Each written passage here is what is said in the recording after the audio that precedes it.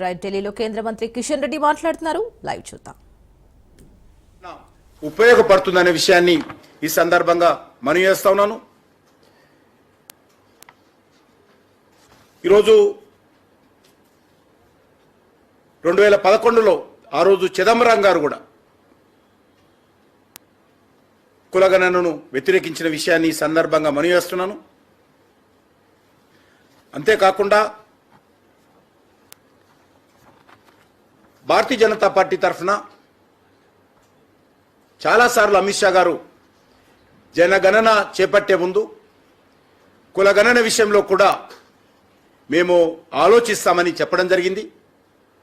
కాబట్టి నిన్నటి రోజు గతంలో ఇచ్చినటువంటి హామీ మేరకు గతంలో కాంగ్రెస్ పార్టీ అధికారంలో ఉన్నప్పుడు పార్లమెంటులో మా పార్టీ డిమాండ్ చేసినటువంటి పాలసీ పరమైనటువంటి నిర్ణయం మేరకు మా పార్టీ నాయకురాలుగా నాటి ప్రతిపక్ష నాయకురాలు సుష్మా స్వరాజ్ గారు లిఖితపూర్వకంగా నాటి కేంద్ర ప్రభుత్వానికి రాసినటువంటి ఉత్తరానికి కట్టుబడి ఉండి ఈరోజు మేము జనాభా సేకరణలో భాగంగా కులగణన కూడా చేయాలని చెప్పి నిర్ణయం తీసుకున్న విషయాన్ని ఈ సందర్భంగా మనవి చేస్తా ఉన్నాను. మరి ఈరోజు కాంగ్రెస్ పార్టీ జబ్బలు చర్చుకుంటూ మాట్లాడుతున్నారు. ఇది మా విజయము, మీరు స్వాతంత్రం వచ్చిన తర్వాత 60 సంవత్సరాల అధికారంలో ఉండి మీరు ఎందుకు చేయలేదో కాంగ్రెస్ పార్టీ ముందు దేశానికి క్షమాపణ చెప్పాలి. ఈరోజు కాంగ్రెస్ పార్టీ మిగతా ప్రైవేట్ లిమిటెడ్ కంపెనీలన్నీ కూడా రాజకీయ ప్రయోజనాల కోసం మాట్లాడుతూ ఉన్నారు. రాహుల్ గాంధీ ఇది నా ఘనత ఆయన చెప్పుకోవడం ఏదైతున్నదో మరి చాలా సిగ్గుచేటని ఈ సందర్భంగా మనం చేస్తున్నాం. రాహుల్ గాంధీకో కాంగ్రెస్ పార్టీకో భయపడి మేము నిర్ణయాలు తీసుకోలేదు. 2010లో కాంగ్రెస్ పార్టీ అధికారం ఉన్నప్పుడు ఏ కమిట్మెంట్ తోటైతే మేము ఆ రోజు పార్లమెంటులో బయట చెప్పామో అదే కమిట్మెంట్తో ఈరోజు నిర్ణయం తీసుకున్నాం. రాహుల్ గాంధీ కాంగ్రెస్ పార్టీ మాటలు వింటే ఒక సామెత జ్ఞాపకం వస్తుంది. కథ, రోడ్డు మీద ఎడ్ల బండి పోతా ఉంటే ఎడ్ల బండి కింద ఒక కుక్క వచ్చిందట.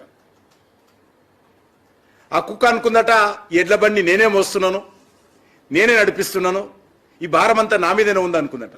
ఈరోజు కాంగ్రెస్ పార్టీ పరిస్థితి కూడా అదే విధంగా కనిపిస్తూ ఉంది. ఇంకొక విషయం ఈ సందర్భంగా మనం చేస్తున్నాను. దేశానికి సమాజానికి ఏ నిర్ణయం వల్ల మేలు జరుగుతుందో ఆ నిర్ణయాలు తీసుకున్నటువంటి సత్తా ధైర్యము భారతీయ జనతా పార్టీకి, ఎన్డీఏకు, దేశ ప్రధానమంత్రి నరేంద్ర మోడీ గారికి ఉన్నది.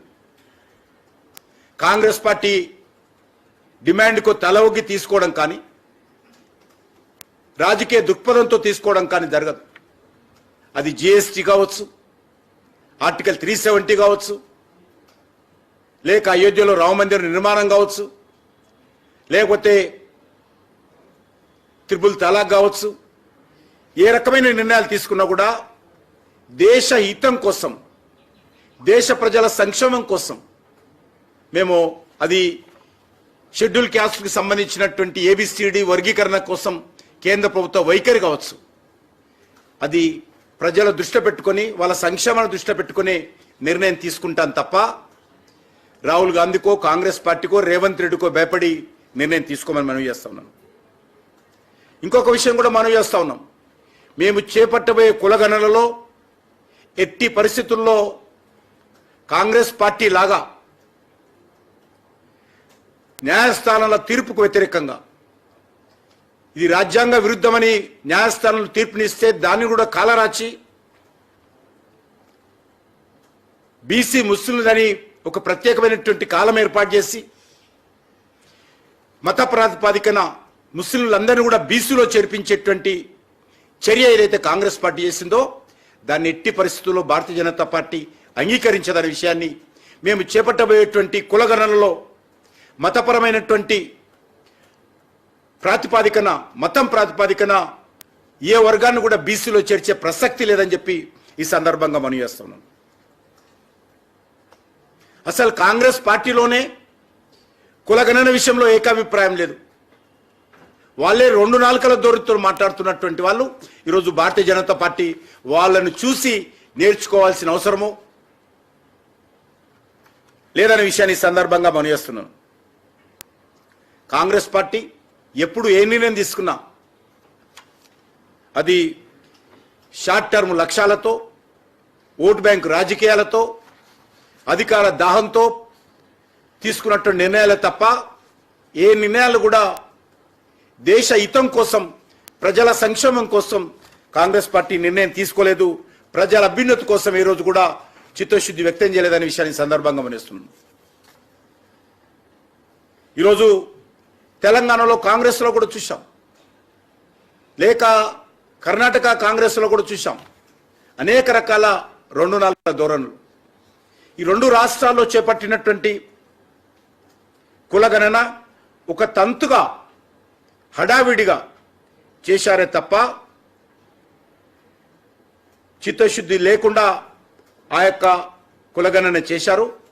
అది కులగణన కాదు, కులాలకు సంబంధించినటువంటి సర్వే, అది గణన కాదు.